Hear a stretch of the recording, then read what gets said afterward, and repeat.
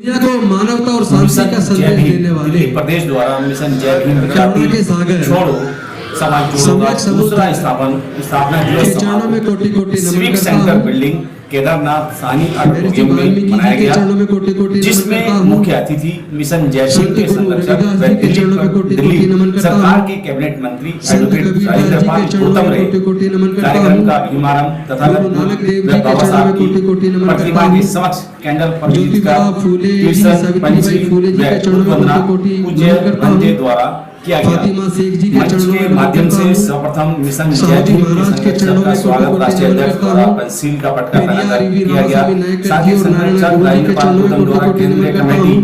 व दिल्ली प्रदेश व अन्य राज्यों से आए पदाधिकारियों को पंसील का पटका पहनाकर सम्मानित किया गया। कार्यक्रम में सांस्कृतिक प्रस्तुति छोटे बच्चों द्वारा भी की गई। कर्पूरी उपस्थित ठाकुर जन जी, समूह ने राम तालियों के सिंह साथ जी, उनका भी अभिवादन किया बाबू गया। जगदेव प्रसाद मिशन जय कुशवाहा भीम जी, के संरक्षक ललित सिंह यादव जी के कैबिनेट चरणों मंत्री में राजेंद्र कोटि पाल कोटि नमन करता हूँ। नाम एडिशन और पंसील के साथ मनोहर ही इस कांशीराम कार्यक्रम की चरणों में कोटि कोटि नमन करते हुए इस कार्यक्रम में समाज के सभी छोटे छोटे बच्चों ने जहां अपनी महापुरुषों के चरणों में प्रस्तुत कोटि की कोटि वहीं नमन करता हूँ। जय भीम मिशन का रथ भी साथियों, यहाँ इससे से लॉन्च पहले किया गया जो पूरे भारत में जाएगा, लोगों को मैं जागरूक करेगा। आइए देखते हैं एनपीटी न्यूज इंडिया अपने की हृदय विशेष की कवरेज सिविक सेंटर बिल्डिंग नई दिल्ली से।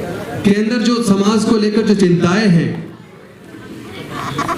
समाज को लेकर जो हृदय के अंदर दर्द है, इससे पहले कि मैं उसके ऊपर बात करूं, जो लोग डॉक्टर बाबा साहेब अम्बेडकर के सच्चे सिपाही ही हैं, जो मानते हैं कि वो बाबा साहेब के बच्चे हैं, जो मानते हैं कि हमें समाज की इस लड़ाई को लड़ना होगा, जो मानते हैं कि हम अपनी बहू बेटियों की इज्जत पे आंच नहीं आने देंगे, जो मानते हैं कि हमारे हृदय में समाज का दर्द है, सबसे पहले मैं उनको शपथ दिलवाना चाहता हूं आज।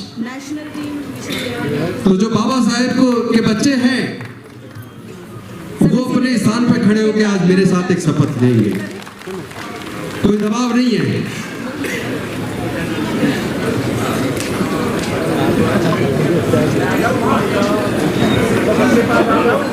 आ जाइए बनते जी।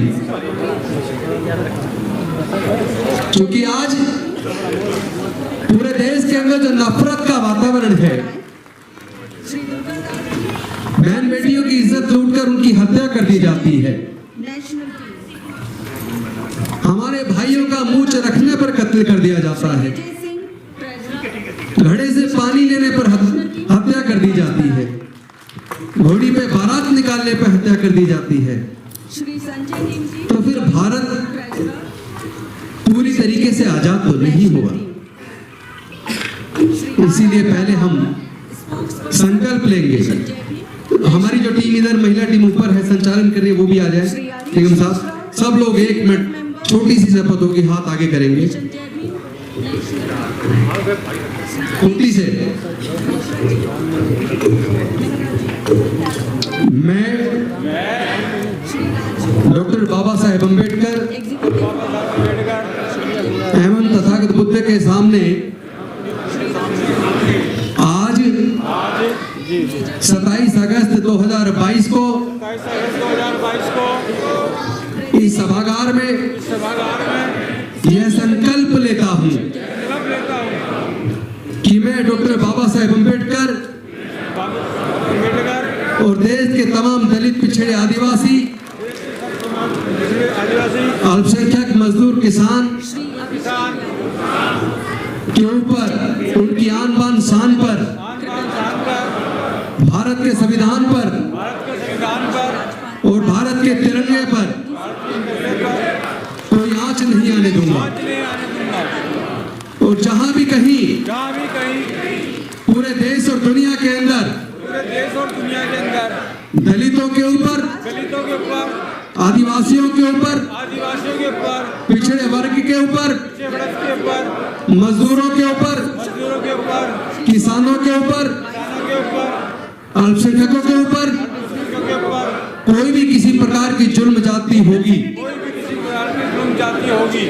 तो उसके खिलाफ बहुत ही मजबूती के साथ हम लोग खड़े होंगे, विरोध करेंगे और अपने भारत को एकजुट करेंगे।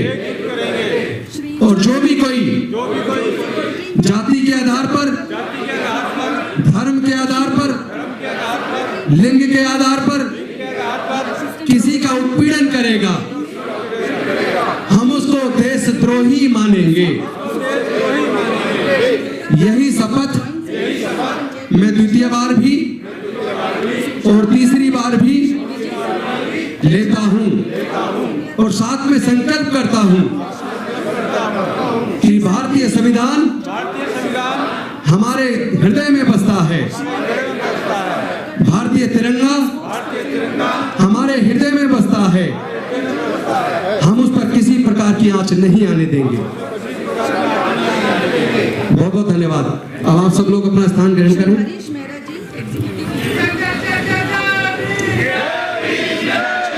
जय जय जय जय जय भीम, जय जय जय जय जय भीम, जय भीम, जय भीम। हम तुम्हारे साथ हैं, हम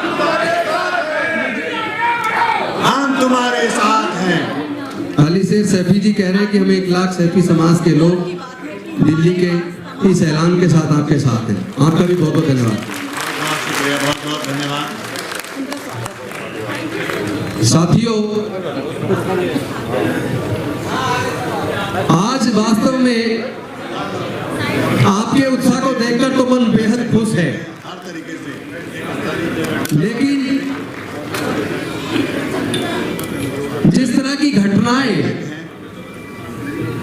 आए दिन हम देखते हैं, जो रिटायर्ड हैं, अखबारों में पढ़ते हैं, और वो घटनाएं जो सोशल मीडिया पर ये न्यूज में आती हैं, उससे दिल दुखता है, दिल रोता है। श्यामलाल जी, लेकिन जरा सोच के देखो,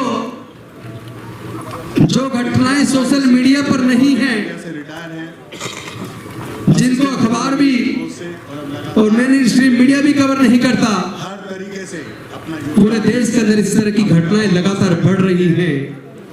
माननीय प्रेम हो सकता है हमारे राजेंद्र सिंह वो सामने ना आती हो, फॉर्मर सिंह, लेकिन इस तरह की घटनाओं से मैं उनसे दिल बेहद दुखी है। कि वो कृपया कर स्टेज पर आए। सब लोग जानते हैं राजेंद्र पाल गौतम जी से निवेदन करूंगा कि भारत एक समय विश्व गुरु था। साहब का स्वागत करें, सम्मान करें। एक समय था जब 7 अलग अलग देश भारत का हिस्सा हुआ करते थे। करती रहती है। हाजिरी शरीफ पूरा भारत सम्राट अशोक के टाइम पे बौद्ध में था, यूपी में हमारे साथ लेके म्यांमार से साथ मिशन बांग्लादेश, साथ जुड़े रहे। भारत, नेपाल, तिब्बत, पाकिस्तान, अफगानिस्तान, इन 7 देशों को मिलाकर कभी भारत एक था, बौद्ध में भारत था, तब भारत विश्व गुरु था। लेकिन मौर्य वंश के अंतिम सम्राट राजा बृहद्रथ की उनके सेनापति पुष्यमित्र शुंग ने हत्या करके 67 साल की उम्र में भारत से बौद्ध में भारत को खत्म किया, एनर्जी के साथ बौद्ध भिक्षुओं की हत्याएं कराई, स्वागत करते हैं। बौद्ध साहित्य जलाया, तालियां बजाकर इनका बौद्ध शिलालेख तोड़े, बौद्ध मठों को निस्तेनाबूद किया, और फिर से भारत में वर्ण व्यवस्था पर आधारित, ऊंच नीच पर आधारित, छुआछूत पर आधारित, जातिवाद पर आधारित व्यवस्था को भारत में दोबारा से कायम किया। सेक्रेटरी हैं उसके बाद से लगातार की दुनिया के सामने यूनिवर्सिटी ऑफ दिल्ली। भारत लगातार संसार होता रहा।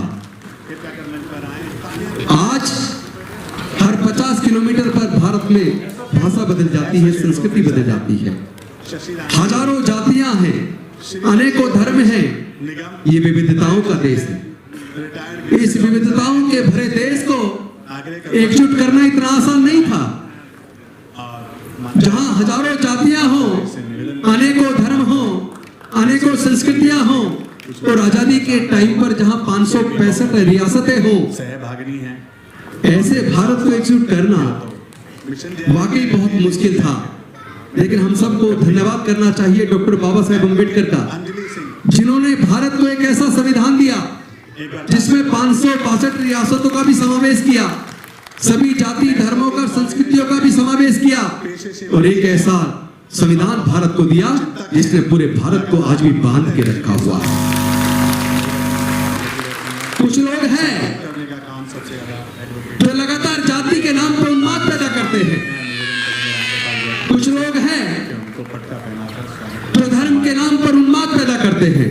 नैन्सी रंगा पिछले कुछ सालों में हम देख रहे हैं जाति पूछ के हत्या हो रही है, रिसर्च स्कॉलर है, धर्म पूछ के हत्या हो रही है, बीएड है, मूछ रखने पर हत्या हो रही है, एनर्जी के साथ घड़े से पानी लेने पर हत्या हो रही है। एक्टिव पिछले दिनों एक ऑफिसर मेरे पास आए, पीएचडी कर रहे पता लगा वो इस बार आईएएस बने हैं। सम्मान करें। पिछले बैच में वो आईपीएस थे, उनकी पत्नी मंजू सिंह आईएफएस है, इंडियन फॉरेन सर्विस से है।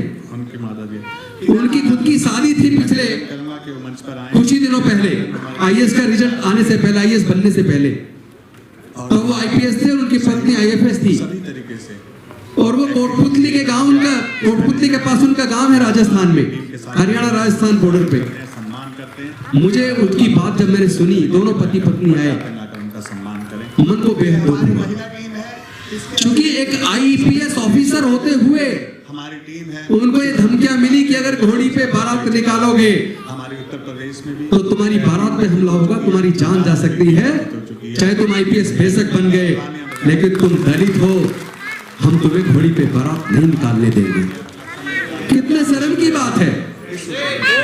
हम कौन से आजाद भारत में रह रहे हैं? निवेदन करूंगा कि कृपया कर आजादी के 75वें साल में संरक्षक मिशन हम आजादी का 75वां अमृत महोत्सव मना रहे हैं, लेकिन मैं ये आजादी का 75वां अमृत महोत्सव कैसे मना लूं जहां एक आईपीएस ऑफिसर को घोड़ी पे बारात निकालने के लिए पूरे गांव को छावनी बनवाना पड़ा हो, के मैं उनसे निवेदन करूंगा कि सैकड़ों और हजारों की मात्रा में पुलिस को सहयोग को बुला लगाया गया हो, बहुत सहयोग तब कहीं जाकर उसकी बारात घोड़ी से निकली। हम आमंत्रित करें। तो क्या इसे हम आजाद भारत कहेंगे? क्या इससे पूरी दुनिया में देश का नाम शर्मसार नहीं होता? तालियां बजाकर स्वागत करते हैं। 9 साल का बच्चा, जरा सोच के देखो, 9 साल का बच्चा इंद्र मेघवाल, जेपी नागवंशी जी को मांगे। उसको प्यास लगती है तो पानी तो पिएगा ना, उसे क्या पता जाति क्या होती है। समता सैनिक दल में भी और मिशन के व्यक्ति को प्यास लगेगी तो पानी तो पिएगा ना। के साथ हमारे साथ उसका क्या कसूर था? उसने टीचर के घड़े से पानी ले लिया मंच पर आए। और पानी पी लिया। मैं निवेदन करूंगा टीचर ने उसको इतना मारा कि एक दलित ने उसके घड़े को हाथ लगाया, इतना मारा कि 9 साल के उस बच्चे की जान चली गई। जाकिर हुसैन जी, क्या ये शर्म की बात नहीं है? जाकिर खान से दिल दुखता है। वो मंच पर आ जाएं। माइनॉरिटी कमीशन के चेयरमैन अभी मार्च के महीने में मंच पर आए।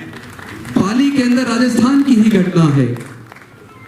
एक खूबसूरत नौजवान वैचारिक रूप से जितेंद्र मेघवाल, और सहयोग देने में वो कोविड हेल्थ वर्कर था, बहुत सहयोग करते हैं, मूंछें रखता था अभिवादन करते हैं, और मूंछ पहनाते हुए अपनी फोटो सोशल मीडिया पे डालता था। सम्मानित करें। तो एक व्यक्ति इतना ज्यादा आक्रोशित हो गया, इतना क्रोधित हो गया सीएस कि उसने जितेंद्र मेघवाल की हत्या कर दी। मैं निवेदन करूंगा कि जब पुलिस ने उसको पकड़ा कि तूने जितेंद्र मेघवाल की हत्या क्यों की, महत्वपूर्ण जानते हो उसने क्या कहा? उसने कहा ये दलित जितेंद्र मेघवाल के लिए मूंछें रखता है, मूंछ पहनाता है, सुंदर दिखता है, मुझे इसका मूंछ पहनाना, सुंदर दिखना अच्छा नहीं लगा, इसलिए मैंने इसकी हत्या कर दी। ये तो शर्म की बात है। समर्थन हमें दिया है। इससे भारत गौरवान्वित होगा या शर्मसार होगा? हमारे दिल्ली प्रदेश इससे भारत शर्मसार होगा। तालियां बजाकर उनका स्वागत। कैसे मना लूं आजादी का 75वां अमृत महोत्सव, बहुत धन्यवाद। जहां आज भी हमारी बहन बेटियों की इज्जत लूट ली जाती है, जबरन आधी रात को उनका शव जला दिया जाता है, उपाध्यक्ष है दिल्ली प्रदेश के, और हम जब आवाज बुलंद करते हैं रोजाना अपना जुल्म के खिलाफ, तो हमारे ऊपर लाठियां चलवाई जाती हैं, पुलिस से गोलियां चलवाई जाती हैं। ये कैसे आजाद भारत है? मैं निवेदन करूंगा दुख होता है। श्रीमती मैं देख रहा हूं सचिव आए दिन इस तरह की घटनाएं बढ़ रही हैं, एक व्यवसायी है, लेकिन इससे भी ज्यादा दुख तब होता है साथ मिशन जय भीम जब अपराधी के खिलाफ मुकदमा दर्ज हो जाता है, राम जी एडवोकेट पूरा समाज अपराधी को गिरफ्तार करके सख्त सजा दिलाने के लिए आंदोलन करता है, और उस अपराधी की जाति के लोग उस अपराधी के फेवर में महापंचायत करते हैं। ये कैसा भारत है? यही हाल हाथरस की बेटी की हत्या के बाद जब धरने प्रदर्शन हुए, जनरल सेक्रेटरी दिल्ली तो हत्यारों के फेवर में मंच पर आ जाए। उसकी जाति के लोगों ने महापंचायत की। आरपी सिंह जी और यही बात इंदर मेघवाल की हत्या पर भी अभी हुई, जय भीम ने वहां पर गांव के दबंग लोगों ने, पूरे गांव के लोगों ने मिलकर महापंचायत की उस टीचर के फेवर में जिसने इंदर मेघवाल को घड़े चूल्हे ने मात्र पे हत्या कर दी। ये कैसा भारत है? सोशल मीडिया इंचार्ज धीरज लोग धर्म के नाम पर संपर्क करना हत्याएं करते हैं मैं जान और जैसे ही जेल से छूटकर आते हैं उनको माला पहनाकर एक ऐसी पार्टी के लोग जिसकी जो आज केंद्र में जिसकी सरकार है उनका वो हत्या करने वालों को माला पहनाकर उसका सम्मान करते हैं। ये शर्म की बात है। और उसमें केंद्र सरकार का मंत्री वॉलंटियर्स के माला पहना के सम्मान कर रहा है, इससे तो और भी ज्यादा शर्म की बात है। पूरे देश का मस्तक शर्म से नीचे झुक जाता है। चलता है। अभी बिल्किस बानो केस में ये दिल्ली की टीम एक बार ताने जिन जिन लोगों ने रेप करके उस बच्चे की हत्या कर दी, निवेदन करूंगा कि गुजरात की सरकार ने उसको छोड़ दिया और छोड़ने के बाद उन रेपिस्ट और हत्यारों को माला पहनाकर मिठाई खिलाकर उनका स्वागत किया। रोहिणी राज जी को ये कैसा भारत है? ऐसा भारत बनाने का सपना स्वतंत्रता सेनानियों ने नहीं देखा था। ऐसे भारत बनाने का सपना तो डॉक्टर बाबा साहेब अम्बेडकर और हमारे संविधान निर्माताओं ने नहीं देखा था। इससे हमारा मस्तक सर्व से झुक जाता है, दुख होता है। और तब दुख और ज्यादा बढ़ जाता है जब राजनीतिक पार्टियों के बड़े बड़े नेता ऐसे मुद्दों पर चुप्पी साध लेते हैं। कहां जा रहा है देश? किस दिशा में जा रहा है? जब मैं ये सोचता हूं तो मुझे डॉक्टर बाबा साहब अम्बेडकर की 5 दिसंबर 1956 की रात याद आ जाती है, जब 5 दिसंबर 1956 को डॉक्टर बाबा साहेब अम्बेडकर बड़े परेशान और निराश थे। उन्होंने नानक चंद रत्तू से कहा कि ये रत्तू, आज ऐसा लग रहा है जैसे मैं सालों से सोया नहीं हूं, मन बहुत दुखी है, लेकिन आज मेरा मन कर रहा है कि मैं जी भर के सो लूं, लेकिन रत्तू मेरा स्वास्थ्य मेरा साथ नहीं दे रहा। पता नहीं मैं कल जिंदा रहूं ना रहूं। मैंने इस अपने समाज को 3500 साल की गुलामी से बाहर निकालने के लिए पूरा जीवन बहुत लंबा संघर्ष किया है। बड़ी मुसीबतें झेलने के बाद मैं इस कारवां को यहाँ तक लेकर आया, लेकिन मुझे मेरे समाज के पढ़े लिखे लोगों ने धोखा दिया। तू मेरे समाज के लोगों को कहना कि मैं इस कारवां को बड़ी मुसीबतों के साथ, बड़े कष्ट झेलते हुए, बड़े विद्रोहों के बीच से निकालकर अपने लोगों की 3500 साल की गुलामी तोड़कर इस कारवां को यहाँ तक लेकर आया हूँ। मेरे बाद मेरे लोग कम से कम इस कारवां को कुछ आगे लेकर जाएं और उनसे कहना अगर वो आगे भी न ले जा पाए तो कम से कम इस कारवां को यही छोड़ देना, इसको पीछे न जाने देना। ये बात कहने के बाद डॉक्टर बाबा साहेब अम्बेडकर जी ने रत्तू से कहा, रत्तू बहुत देर हो गई, अब ऐसा करो तुम जाओ। नानक चंद रत्तू ने बाबा साहेब के पैर बिस्तर के ऊपर किए, उनके सिरहाने पर गद्दा रखा, तकिया रखा, उनका सर उस पर रखकर नानक चंद रत्तू ने विदाई ली। लेकिन अनफॉर्चुनेटली अगले दिन 6 दिसंबर को डॉक्टर बाबा साहब अम्बेडकर नहीं थे, जा चुके थे हमें छोड़ के। आज हमने संकल्प करना है, ये लड़ाई जो डॉक्टर बाबा साहब अम्बेडकर यहाँ तक लेकर आए, इसको हम अधूरा नहीं छोड़ेंगे। इस लड़ाई को हम लड़ेंगे, पूरी ताकत के साथ लड़ेंगे, पूरी एकजुटता के साथ लड़ेंगे। कुर्बानी अगर जान की भी देनी पड़ी तो वो भी देंगे। संपत्ति क्या चीज है? परिवार और बच्चे और अपने आप को भी अगर कुर्बान करना पड़े तो करेंगे। ये मंत्री की कुर्सी कुर्बान करनी पड़ी तो करेंगे, लेकिन अपने समाज की लड़ाई को हम लड़ेंगे। हम लड़ेंगे, हम जीतेंगे। इसलिए मैं बार बार अपने लोगों को कहता हूं कि साथियों, व्यक्तियों को मजबूत मत करो, आप विचारधारा को मजबूत करो। जब हम व्यक्ति को मजबूत करते हैं तो व्यक्ति मजबूत होता है, जब विचारधारा को मजबूत करते हैं तो विचारधारा मजबूत होती है। व्यक्ति बीमार हो सकता है, व्यक्ति मर सकता है, व्यक्ति की हत्या हो सकती है, व्यक्ति बिक सकता है, व्यक्ति गद्दार साबित हो सकता है, व्यक्ति पूरे मिशन को डुबा सकता है। इसलिए मैं फिर से दोहरा रहा हूं, दिल्ली आप प्रदेश द्वारा व्यक्ति को मिशन जय भीम मजबूत मत करो, आप राजेंद्र गौतम को मजबूत मत करो, स्थापना दिवस बाबा साहब अम्बेडकर और बुद्ध की सिविक विचारधारा सेंटर को बिल्डिंग मजबूत करो। केदारनाथ सानी ऑडिटोरियम में बनाया गया, तो पूरा समाज जिसमें मजबूत होगा, मुख्य अतिथि पूरा मिशन जय भारत भीम के मजबूत होगा। संरक्षक व दिल्ली सरकार साथियों, इस तरह के जुल्म को देखकर राजेंद्रपाल गौतम रातों ने को नींद नहीं आती। कार्यक्रम का भीमारंभ तथागत तो मैं कैसे कहूं बाबा आपको? साहब की प्रतिमा के आया समक्ष का एक रोना आ जाता है। कर तीर्थन पंचमी दिल होता है। व बुद्ध वंदना जो पूज्य इंसान होते हैं, पंडित उनके द्वारा अंदर दिल होता किया है। गया।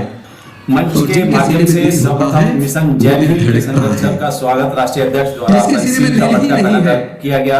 साथ ही उसका दिल संरक्षक धड़केगा। राजेंद्रपाल गौतम द्वारा उसे केंद्रीय किसी कमेटी इज्जत के व दिल्ली ढूंढने प्रदेश से व अन्य दर्द राज्य नहीं पदाधिकारियों होगा। को पंचशील का पटका उसे किसी पहनाकर बेकसूर सम्मानित की किया हत्या गया। पे दर्द कार्यक्रम में नहीं सांस्कृतिक होगा। प्रस्तुति छोटे छोटे लेकिन बच्चों जिसके द्वारा सीने में की दिल गई। है, उसका दिल उपस्थित जन समूह ने धड़केगा तालियों के भी, साथ उनका भी और उसका अभिवादन दिल किया गया। संगत मिशन के जय लिए भीम तैयार के भी होगा। संरक्षक कैबिनेट मंत्री मैं राजेंद्रपाल आपसे गौतम आह्वान ने करना चाहता हूं। मिशन पंचशील के साथ ही इस कार्यक्रम की मैं लगातार भीमारंभ पूरे की देश गई। के अंदर जा रहा इस हूं। कार्यक्रम में छोटे छोटे दुनिया बच्चों के ने अंदर जहां अपने जितने भी लोग फंसे हुए हैं, प्रस्तुत की, वहीं जय भीम मिशन मिशन जय का भीम के साथ रथ भी यहाँ से लॉन्च किया गया, इस जो पूरी पूरे विचारधारा भारत के में साथ जुड़ चुके हैं। लोगों को जागरूक करेगा। आइए देखते हमने हैं इसकी संकल्प न्यूज़ किया है। की विशेष कवरेज सिविक हम सेंटर भारत बिल्डिंग नई को दिल्ली से। फिर से बौद्धमय बनाएंगे, हम भारत को फिर से बौद्धमय बनाएंगे, क्योंकि बुद्ध के धम्म में समता, स्वतंत्रता, बंधुता, न्याय, प्रज्ञा, सील, करुणा। बुद्ध का धम्म शक्ति से नहीं फैला है, बुद्ध का धम्म जबरदस्ती से नहीं फैलाया, बुद्ध का धम्म लालच से भी नहीं फैला है, बुद्ध का धम्म अपनी विचारधारा से फैला है। क्योंकि बुद्ध का धम्म साइंटिफिक टेम्परामेंट रखता है।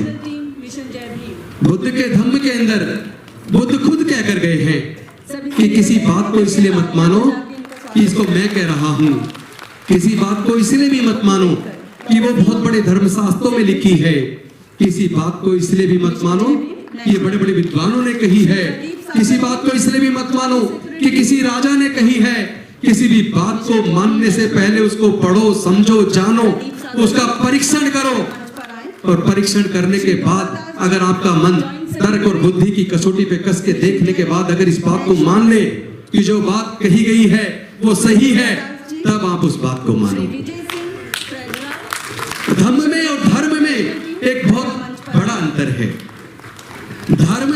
धर्म शास्त्र से चलता है, धर्म शास्त्र के खिलाफ बोलने की, क्वेश्चन करने की किसी को इजाजत नहीं है। लेकिन धम्म तो वैज्ञानिक दृष्टिकोण से चलता है। धम्म के अंदर सबके लिए समान दृष्टिकोण है, समता, स्वतंत्रता, बंधुता और न्याय है। धम्म प्रज्ञा पर आधारित है। इसीलिए हमने संकल्प किया कि डॉक्टर बाबा साहेब अम्बेडकर सारी बीमारियों का कारण समझ गए। श्री राजकुमार, हम लोग एग्जीक्यूटिव मेंबर, इस छुआछूत की बीमारी से मुक्ति क्यों नहीं पा रहे? हम लोग इस जातिवाद की बीमारी से मुक्ति क्यों नहीं पा रहे? शेखर, उस दिन मुझे बहुत दुख हुआ, जिस दिन हमारे समाज के लोग कई राज्यों से इकट्ठे होकर स्टेट लेवल टीम, 1-1 रुपए का चंदा घर घर से लेकर मेजर शेखर, 22 लाख रुपया उन्होंने इकट्ठा किया। पॉलिथीन के पाउच में 22 लाख रुपया, एक घर से 1-1 रुपया लाखों लोगों से इकट्ठा करके, श्री अभिषेक यादव, घर घर से पुराने पीतल के बर्तन इकट्ठा करके उत्तर प्रदेश, कृपया मंच पर उन्होंने एक बहुत बड़ा आग्रह करती हूँ। एक नोट रुपया बनवाया पीतल का। राजेंद्र पाल गौतम की उस पीतल के रुपए में एक तरफ बुद्ध छपे थे, एक तरफ डॉक्टर बाबा साहब अम्बेडकर छपे थे, और उसकी बाउंड्री पे लिखा था, हम भारत को 2047 तक छुआछूत मुक्त, जातिवाद मुक्त भारत बनाएंगे। और इसके लिए वो इतना बड़ा पीतल का सिक्का बनाकर ट्रक पे रखकर के साथ सूरज भांजी गुजरात से चले कई राज्यों के लोग इकट्ठे हुए। उन्होंने संकल्प किया कि हम भारत सरकार से ये चाहते हैं, भारत के राष्ट्रपति जी से चाहते हैं कि वो ये रुपया, पीतल का रुपया स्वीकार करे, जो एक व्यक्ति की मेरी हाइट से भी बड़ा था वो रुपया, कि वो रुपया स्वीकार करे। और सरकार एक तरफ 75वां आजादी का अमृत महोत्सव मना रही है। 2047 में भारत को आजाद हुए 100 साल हो जाएंगे, तो कम से कम भारत की सरकार देश के राष्ट्रपति और प्रधानमंत्री जी के नेतृत्व में आज एक संकल्प और ले ले कि 2047 तक भारत को हम छुआछूत मुक्त भारत बनाएंगे। लेकिन ये बहुत शर्म की बात है, बहुत पीड़ा और दुख की बात है कि हमारे वो लोग जो शांतिपूर्वक तरीके से भारत सरकार को कुछ देने आ रहे थे, वो राष्ट्रपति जी को 22 लाख सिक्के देने आ रहे थे, कुछ लेने नहीं आ रहे थे। उनको बावल के नजदीक राजस्थान और हरियाणा बॉर्डर पर रोक लिया गया। पुलिस के द्वारा जबरन रोककर उन्हें 24 घंटे तक वहीं रोका रखा और वहां से उन्हें फिर वापस जाने के लिए मजबूर कर दिया। मैं आपसे पूछना चाहता हूं, ये जो धार्मिक जुलूस निकलते हैं जिसमें कुछ लोग नंगी तलवारें लहराते हैं, जो लोग बेकसूर लोगों की हत्या का कारण बनते हैं, ऐसे जुलूसों को तो ये सरकार नहीं रोकती। जो देश में अशांति पैदा करते हैं, जाति और धर्म के नाम पर उन्माद करते हैं, ऐसे जुलूसों को तो सरकार नहीं रोकती। लेकिन 2047 तक छुआछूत मुक्त भारत अभियान को भारत की सरकार ने आदेश देकर गृह मंत्रालय से हरियाणा की सरकार के द्वारा बावल के पास रोक लिया गया और वापस जाने के लिए मजबूर कर दिया। क्या ये शर्म की बात नहीं है? क्या भारत आजाद नहीं है? क्या हमें ये फंडामेंटल राइट नहीं है कि हम अपनी सरकार के सामने अपनी बात कह सके? क्या भारत सरकार, मुझे लगता है भारत सरकार को आके बताना चाहिए कि वो जातिवाद के फेवर में है या खिलाफ है, वो छुआछूत मुक्त भारत बनाना चाहती है या नहीं बनाना चाहती है, वो महिलाओं के ऊपर होने वाले उत्पीड़न को बंद करना चाहती है या नहीं करना चाहती है, वो मूंछ रखने पर हत्या को बंद करना चाहती है या नहीं करना चाहती है, वो घड़े छूने पर हत्या को बंद करना चाहती है या नहीं करना चाहती है। मैं सरकार से मांग करता हूं कि सरकार अपना मत स्पष्ट करे, वरना भारत के लोग इतने कमजोर नहीं है। हम लोग डॉक्टर बाबा साहेब अम्बेडकर को मानने वाले लोग हैं, हम भारत के संविधान में आस्था रखते हैं, हम शांति में आस्था रखते हैं, क्योंकि हम बुद्ध के धम्म को मानने वाले हैं। हम ये जानते हैं जहाँ शांति होती है वहाँ खुशहाली होती है। हमारा धर्म बताता है मानवता दुनिया का सबसे बड़ा धर्म है। जहाँ शांति होगी वहाँ प्रगति होगी, जहाँ प्रगति होगी वहाँ खुशहाली होगी। और हम बुद्ध को मानने वाले शांति प्रिय लोग हैं। हमें औजार हथियारों में इस्तेमाल नहीं है, ना हम औजार हथियार उठाते हैं और ना ऐसे लोगों के प्रति श्रद्धापूर्वक झुकते हैं जिनके हाथों में औजार और हथियार हैं। हम ऐसे व्यक्ति के सामने झुकते हैं जिसके हाथ में संविधान है। हम तो सत्ता, स्वतंत्रता, बंधुता और न्याय को मानने वाले लोग हैं। मैं आपके माध्यम से लंबी स्पीच नहीं दूंगा आज, पर आपके माध्यम से एक संकल्प लेना चाहता हूं, जो संकल्प आज सबने मेरे साथ मिलकर खड़े होकर दोहराया। क्या आप सब लोग दोनों हाथ ऊपर करके बताएंगे कि अपने मरते तब तक आप इस संकल्प को निभाने के लिए तैयार हैं? क्या आप ये संकल्प लेने के लिए तैयार हैं? डॉक्टर बाबा साहब अम्बेडकर, हम आपको धोखा नहीं देंगे।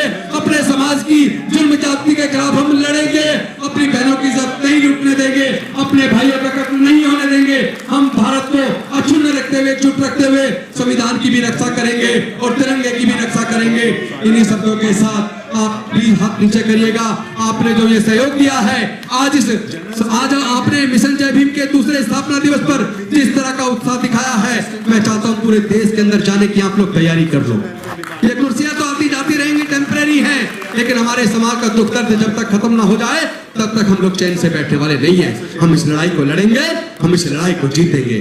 तो मैं इन्हीं शब्दों के साथ लंबी भाषण ना देके, क्योंकि ये बात मैं करता रहता हूँ, अब इम्प्लीमेंटेशन की जरूरत है, अब उसको आचरण में लाने की जरूरत है। और हम बौद्ध भी ऐसे ना बने, बौद्ध बन गए फिर भी अंधविश्वासी, फिर भी पाखंडवाद, फिर भी उसी तरह की भावना, फिर भी जाति में बने हुए। कोई कहता मैं फलाना बौद्ध हूँ, मैं साक्य बौद्ध हूँ, ये नहीं चलेगा। बौद्ध का मतलब बौद्ध, बौद्ध धर्म को आचरण में लाना पड़ेगा। शब्दों से बौद्ध नहीं बनते, आचरण से बौद्ध बनते हैं। बुद्धिज्म आचरण का धर्म है। हमने संकल्प किया बाबा साहब के सामने इस साल 5 अक्टूबर को, चूंकि 4 वर्ण में बांटा है हमने, इस साल 5 अक्टूबर को डॉक्टर अम्बेडकर रोड पे, रानी झांसी रोड पे, करोल बाग में हम लोग 10,000 लोगों को अपने बुजुर्गों की सांस्कृतिक विरासत में बुद्ध के दम में दीक्षित करने का काम करेंगे। अपने बुजुर्गों की सांस्कृतिक विरासत को सजाने और संवारने का काम करेंगे। इसके बाद अगले साल अशोक विजयदशमी 2023 को 1 लाख लोग अपने बुजुर्गों की सांस्कृतिक विरासत में बुद्ध के धम्म में दीक्षा लेंगे। और उससे अगले साल अशोक विजयदशमी 2024 को 10 लाख लोग 10 राज्यों में अपने बुजुर्गों की सांस्कृतिक विरासत में बुद्ध के दम में दीक्षित होने का काम करेंगे। और उससे अगली साल अशोक विजयदशमी 2025 को पूरे भारत में नहीं, पूरे दुनिया के अंदर बसे हुए हमारे लोग अपने बुजुर्गों की सांस्कृतिक विरासत में 10 करोड़ लोग दीक्षा लेने का काम करेंगे। आयोजन लाखों जगह पर आयोजन होगा। केंद्र बिंदु नागपुर की दीक्षा भूमि होगी, जहां डॉक्टर बाबा साहब अम्बेडकर ने दीक्षा ली थी। और अब मिशन जय भीम के सारे सिपाहियों से, सारे कार्यकर्ताओं से मैं आह्वान करना चाहता हूं, अब चैन से नहीं बैठना। अपने बच्चों की पढ़ाई पे भी ध्यान दो और अपने समाज पे होने वाले जुल्म अधिकार के खिलाफ एकजुट होकर लड़ने पर भी ध्यान दो। अपने घर से कुछ दान भी देना सीखो, क्योंकि बाबा साहब तो 5% की बात करते थे, उससे भी ज्यादा की बात करते थे। तो आप कम से कम 2% ही हर महीने का अपनी कमाई का मिशन के लिए, समाज की रक्षा के लिए, अपने संविधान की रक्षा के लिए, भारत को बचाने के लिए कम से कम 2% तो अपनी कमाई का दान दो। मुझे लगता है हम ऐसा करेंगे तो भारत को गौरवान्वित कर पाएंगे, भारत को प्रबुद्ध भारत बना पाएंगे। इन्हीं शब्दों के साथ मैं अपनी वाणी को विराम देता हूँ। बहुत बहुत धन्यवाद। नमो बुद्धाय। जय भीम। जय जय जय जय जय भीम। जय जय जय जय जय भीम। जय जय जय जय जय भीम। बहुत बहुत धन्यवाद। नमो बुद्धाय। जय भीम।